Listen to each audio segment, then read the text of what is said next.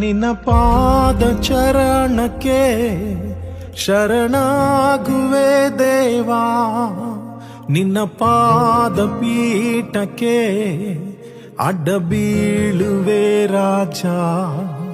ನಿನ್ನ ಪಾದ ಚರಣಕ್ಕೆ ಶರಣಾಗುವೆ ದೇವಾ, ನಿನ್ನ ಪಾದ ಪೀಠಕ್ಕೆ ಅಡ್ಡ ಬೀಳುವೆ ರಾಜ.